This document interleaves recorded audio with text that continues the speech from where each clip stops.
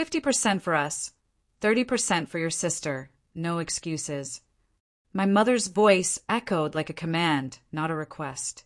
I had just shared the news of landing a $650,000 a year job, something I had worked day and night for, sacrificing weekends, friendships, even my health at times. But instead of congratulations or pride, I was met with demands. My mother didn't see me as her child who had achieved something incredible. She saw me as a bank account waiting to be drained. My sister's eyes lit up with greed the moment she heard the numbers. She didn't ask how I managed it or what struggles I faced. She only asked what share she would get. I sat there frozen, listening to them divide my salary like vultures tearing apart prey. For years, I had thought my success would bring us closer, that it would finally make my parents proud of me. But in that moment, I realized the truth. They never cared about my effort, only about what I could provide. The word stung more than any failure I had ever faced. This wasn't family support, it was exploitation, wrapped in the mask of duty. And for the first time, I questioned whether they loved me at all. The moment the job offer came, I felt unstoppable. $650,000 a year, more than I had ever dreamed of. I thought my family would finally see the value of all my sacrifices, the nights I spent working and the struggles I pushed through. But instead of joy or pride, I was hit with something that shook me to my core. The very next evening, my mother called a family meeting. I walked in expecting hugs and maybe even a small celebration, but her first words cut deep. She leaned forward and said, 50% of your salary will go to us and 30% to your sister.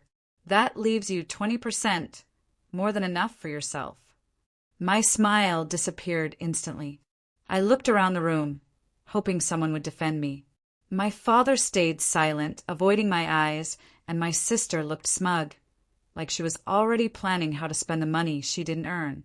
In that moment, I felt like all my years of effort meant nothing to them. They didn't see my success as mine, it was just theirs to take.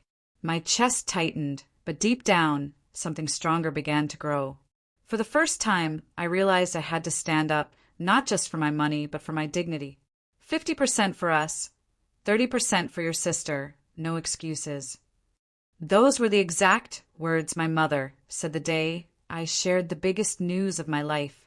I had just landed a $650,000 a year job, a dream I had worked years to achieve.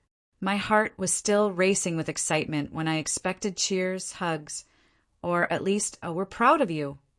Instead, I got demands. It felt like the air was sucked out of the room. I stared at her, hoping she was joking, but her expression was cold and serious. My father sat quietly, avoiding my gaze, while my sister smirked like this was all perfectly normal.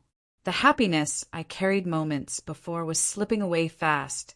I tried to explain how hard I worked for this, the endless nights, the sacrifices, and the years of pressure I had faced just to reach this level. But my words didn't matter. To them, my success wasn't mine, it was theirs to claim. That night, I couldn't sleep. My mind kept replaying her words, each time cutting deeper. But with every replay, I also felt a stronger fire building inside me. If my family thought I would just hand over my future without a fight, they were about to be very wrong. You owe us this. Without us, you'd be nothing. That was the sentence that shook me to the core. I had just achieved what most people only dream about, earning a $650,000 a year job. My chest was full of pride, but in a split second, my mother's words crushed everything.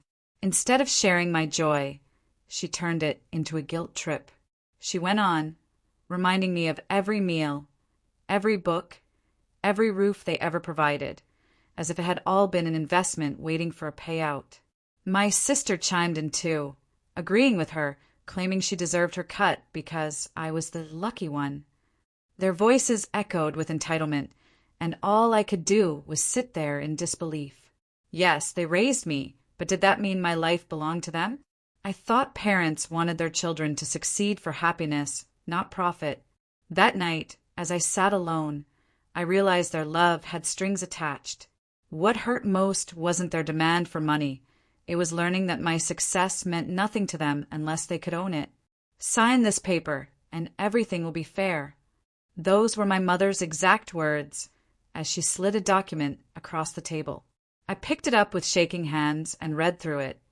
An agreement that would give her 50% of my income and 30% to my sister, leaving me with only scraps from my own $650,000 a year job. My heart sank. It felt less like a family moment and more like a business deal, one I had never agreed to. I stared at her, hoping she was joking, but her face was cold and serious. My sister smirked, like she was already spending my hard-earned money. The betrayal cut deeper than the demand itself. This wasn't about helping them. It was about control, about ownership of my life. I thought about the nights I stayed up studying, the stress I carried, the sacrifices I made to reach this point. None of them were there then, and now they wanted to claim everything as if it was theirs. That paper wasn't just ink and words. It was proof that love had been replaced with greed.